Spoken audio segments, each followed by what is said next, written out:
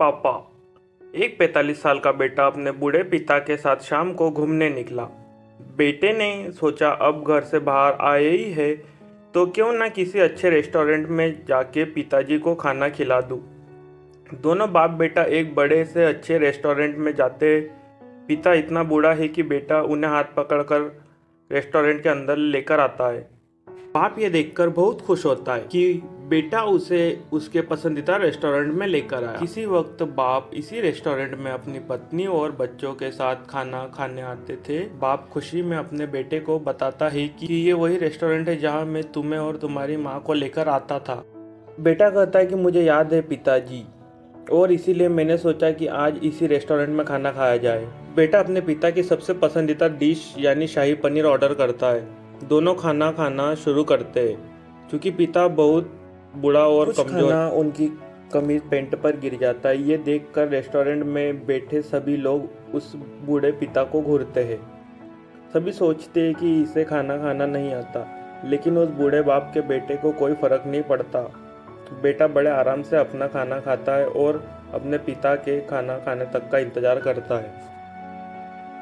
जब पिता अपना खाना खत्म करता है तो बेटा बड़े आराम से अपने पिता का हाथ पकड़कर उसे वॉशरूम ले जाता है और कपड़ों पर लगे दाग साफ करता है। दाग साफ करने के बाद बेटा पिता के बालों में उनकी कंघी फेरता है और उनकी आंखों पर उनके चश्मे लगाता है। जब दोनों वॉशरूम से बाहर आते हैं तो रेस्टोरेंट में बैठे सभी लोग उन्हें घूरते हैं कि कैसे उस लड़के के पिता ने अपने बेटे को रेस्टोरेंट में मजाक बना दिया। बेटा बिना किसी की परवाह किए बिल देने जाता है।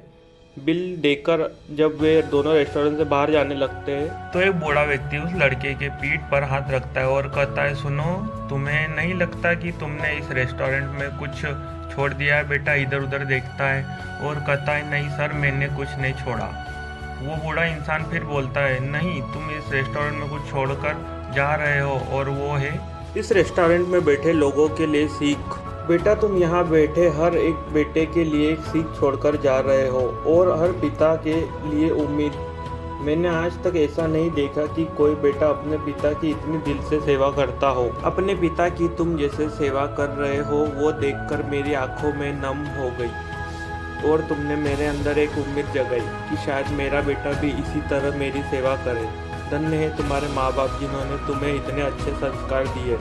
बेटा तुम जिंदगी में खूब तरक्की करो और हमेशा खुश रहो।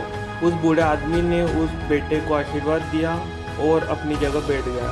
और ये सब देखकर उस बेटे के पिता का सीना गर्व से 5 इंच और चौड़ा हो गया। दोस्तों, इस भागदौड़ भरी जिंदगी में हम लोग इतने व्यस्त हो गए कि अपनों के लिए वक्त ही नहीं निकाल पाते।